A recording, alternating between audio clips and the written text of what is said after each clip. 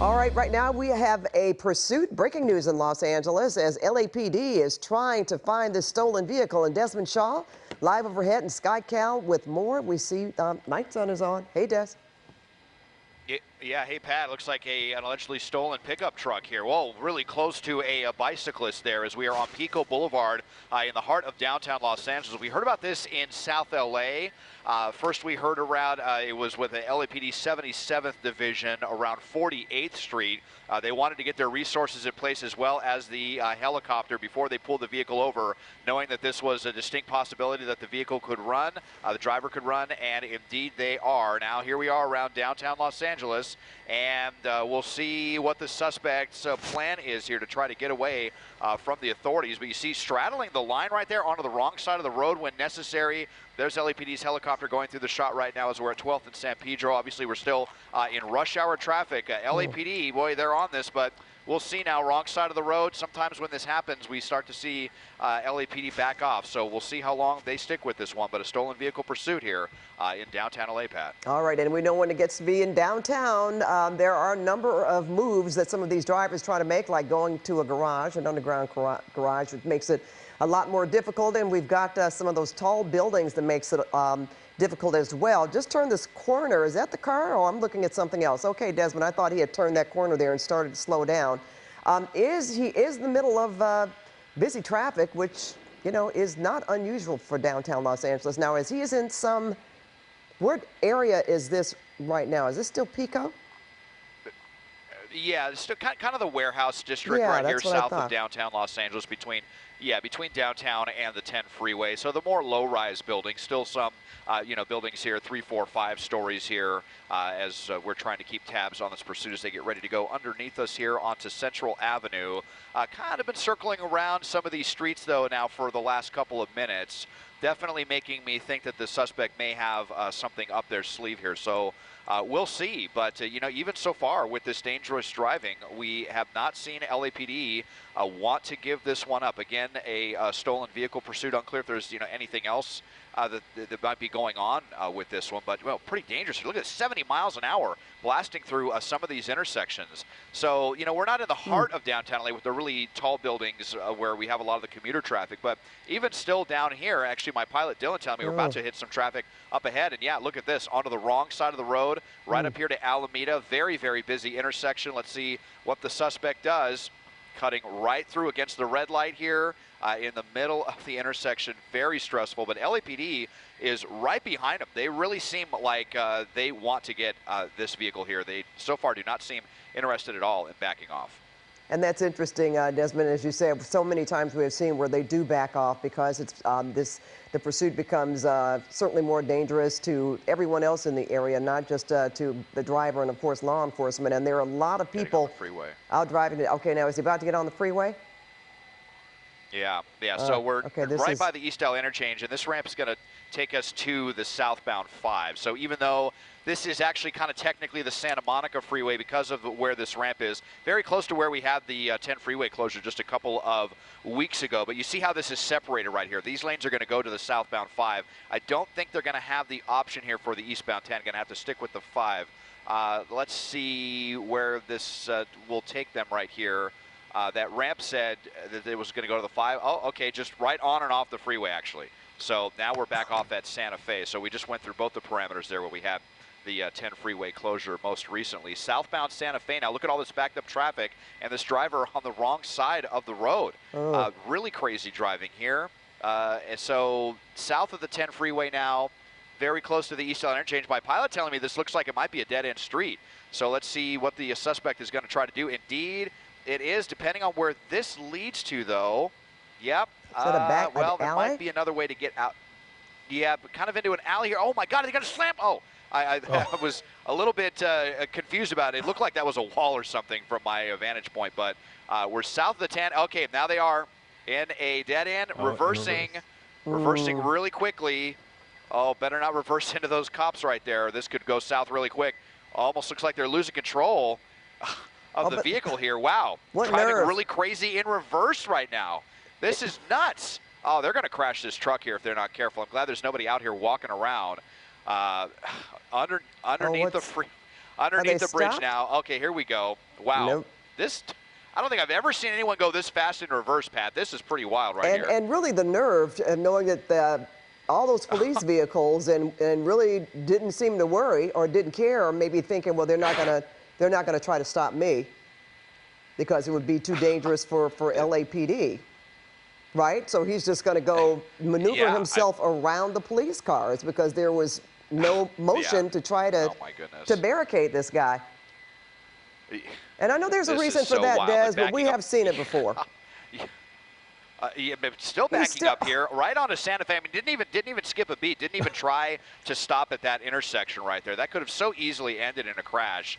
That's wild. I don't. Seems like we're saying it all the time that we're covering chases together, Pat. Where I say I've never seen anything like that before. There we is go. Another first with a suspect flying into reverse to try to evade the police after getting cornered like that. Could have gone badly so quickly. But now we are back on the freeway here, and it looks like we're on the eastbound 10 coming up to the East L interchange. And we'll see where this particular ramp leads. And you can see how the freeway's all kind of separated right here between the East 60 and then the North 5. Looks like this is going to be that section of freeway that's going to join with the North 5 here, kind of the 5 between the 10 Santa Monica Freeway and the 10 San Bernardino Freeway. So again, another busy area for sure here. It's only 6:15, 6:20 at night. Definitely liable to run into some heavier traffic here as we get through this section of roadway towards the tail end of the commute. But wow, still can't believe what we saw there with that suspect in reverse like that. Yeah, should have chosen a different profession because he's a very skilled driver. Right. We've seen that. But you know something, I'm going to bring Mike in here right now too. It's interesting, since Des has been cut overhead, he has not committed to the freeways for very long. Yeah, there's a couple of things interesting about this. He doesn't stay on it very long. Maybe, who knows if he knows that CHP might get involved, or he thinks he has better luck on the surface streets getting away that way. But where one of his flaws in this whole reversal mover here is he gave the officers their first opportunity to see him. The officers were not able to get an ID on this guy or see what he looks like until this move. And I'm listening to the officers now say they've got a description of him. He's a male. He's the only one inside. He's got earrings. He's wearing a blue sweatshirt. So while this allowed him to get away, it gave the officers a really good description of him that they didn't have before. Okay, so he might be skilled driving, but not very smart. Another question to Desmond and you, Mike. Okay, the fact that they are still pursuing this vehicle even before this maneuver with him driving in reverse. But when he was driving so fast and recklessly, and normally we have seen so many times where they back off, does that possibly give them another reason? They know something that we don't, that they really want this guy stopped. And that's why they're continuing to follow him.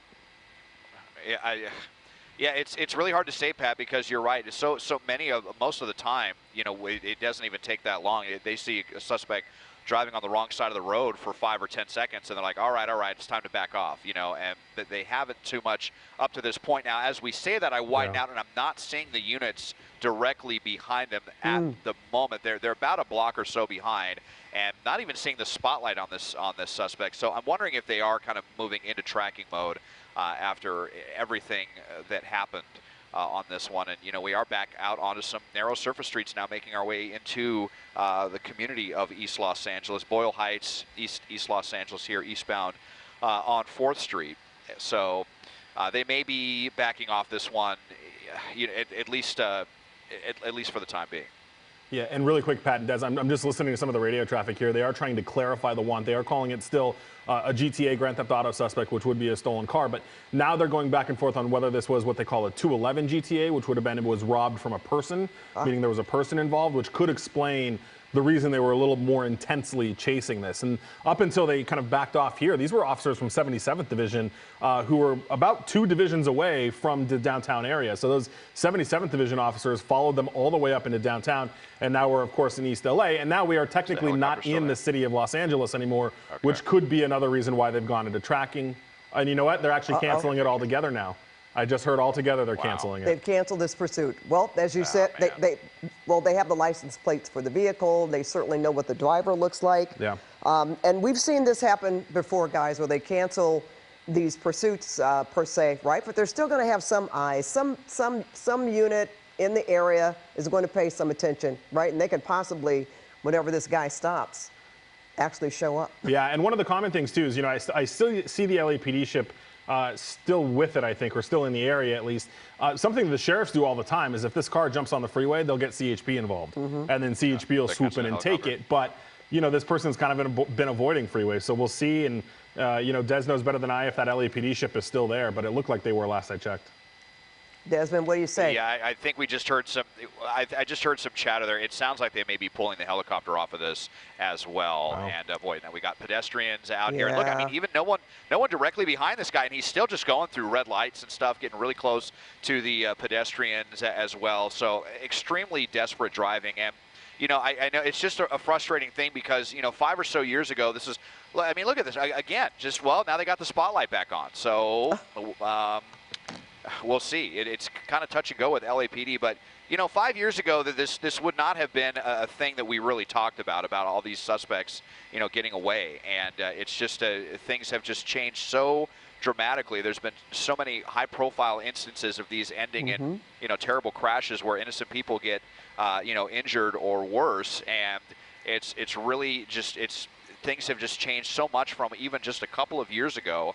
And unfortunately, I feel like some of these suspects may be really privy to that, knowing that, you know, if I just drive like a lunatic, there's maybe a better than 50% chance that I can get away. And it looks like it's about to happen again, guys. Yeah, well, and in this situation, you know, Pat, sometimes we see the ground units kind of trail back a little bit here. But I actually just heard the watch commander or one of the sergeants, Code Alpha, which means they want to do a debrief. And they actually asked all the units that were involved in this to return to 77th Station so they can do a debrief. So you don't even have them trailing this anymore. No, they're off of it. Yep. But you know what, as Desmond mentioned, though, it's interesting how the guy is still driving, you know, lawlessly in a way, not as he should, with not knowing exactly if the chopper is still overhead, because if they are, they've certainly turned their lights off. They and certainly nobody behind him. Look at that turn there. Yeah. That was illegal. Now, well, he's made another turn. I can't see the name of the street. Desmond knows where it is, I'm sure. You know, you wonder if he has something up here in terms of going, no. What was that, Des? A crash? Look at that. Yeah. Unfortunately, I don't think it was very serious, but definitely damage. And now the suspect is out and running. Oh, look at that. LAPD's helicopter is still here on this one. Maybe they can find this guy. So they were sitting up there kind of incognito without their lights on. You know, so unfortunate that an innocent person just got involved. Like I said, it didn't look like a very serious crash. Well, what was he hopefully doing? Just property damage. Now, dropping some stuff here. Interesting. Drop something right in front of this housing unit right here. So out here running around off of Antry and Wynwood Lane in Boyle Heights. We're not too far at all from the East LA interchange, just kind of north of the East LA interchange right now. Is he going up to a home? Now we're in a residential area. Now, yeah, and you know, I don't think that this is where the suspect was trying to go. If they didn't see that person who came out and clipped him right there. Running out of energy a little bit, though. No units anywhere in the area. Definitely LAPD's helicopters trying to guide some units in. You've got a massive courtyard right here, so it might be kind of tough to get the units to get into position to bring this person into custody. So, you know, I mean, very unfortunate that there was a crash there, but they backed off, and you did get this guy out of the car at least. Now he's not going to be driving around potentially seriously injuring anyone, so at least that aspect is over. Still jogging, but I think they're kind of looks like he's pretty winded out here. Yeah, definitely winded off of Fresno and 8th Street underneath that spotlight. LAPD, hopefully they're going to be here any moment.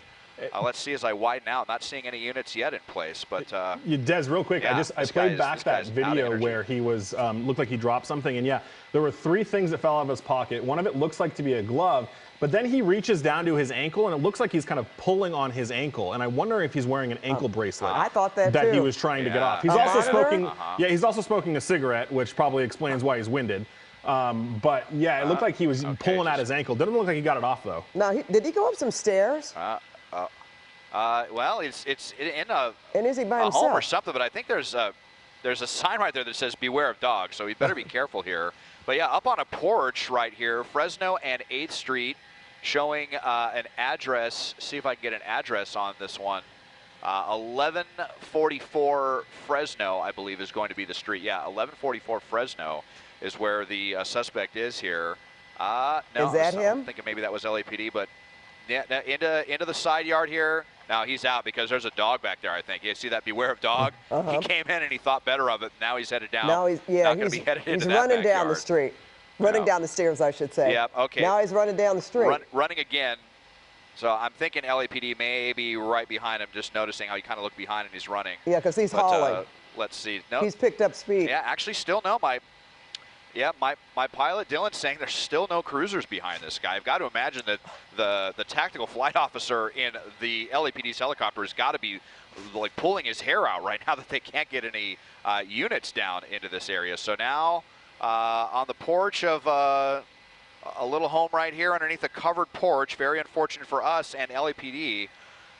So we'll need to keep kind of a wide angle on this one. But this address showing 1124 Fresno Street. Still out here. Now, this is definitely not good for LAPD's helicopter. And you see him watching that corner right there where it's a little bit dark. Still underneath the middle might be able to pop out. Oh, there we go. Oh, okay, back out. I think maybe he's given up. Well, how many opportunities, though? Okay. This guy can't get away. No, and he's had 3 different stops, going upstairs, coming downstairs, and there's still nobody there? Okay, well, let's get that tree out of the way. Except Desmond? No, yeah, I mean, us and LAPD's helicopter, this tree in the way. Dylan doing his best here to get this this tree out of our way here. You can see the spotlight, though. They've still got a visual of this guy. And the helicopter is actually making commands from the PA system. Faster. So to the suspect? The helicopter is yelling at the suspect from the helicopter's PA system. No, he's got his hands up. Okay, maybe he was listening to the chopper pilot there. Tell him, like, the gig is up. They're going to be here any minute. There they are. You see them, Mike? Yeah, they're right. Dark, I can't see. Finally. Yeah, right, I think they're under our super there, but they're under there, Yeah, there we go. Okay. All right. Well, you know, Boy, that was quite the, again, the reversal, the running, and we hope that the vehicle that he struck, Desmond, we know you had to try to keep your eye on this guy where he was going, so hopefully those people weren't hurt.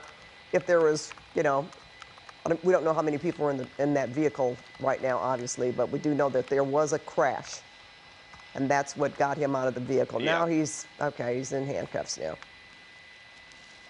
Yeah, it was kind of a little bit of a side swipe, maybe 25 or 30 miles an hour. One of the rare instances where the suspect was not driving that fast, and then so that other person kind of clipped them, and then the back end of the truck went into another parked car. So damage to 3 vehicles there. It was low enough speeds that I don't imagine anyone was hurt, certainly not injured too badly. So that's the better news on this one. The way we saw this person flying around on the wrong side.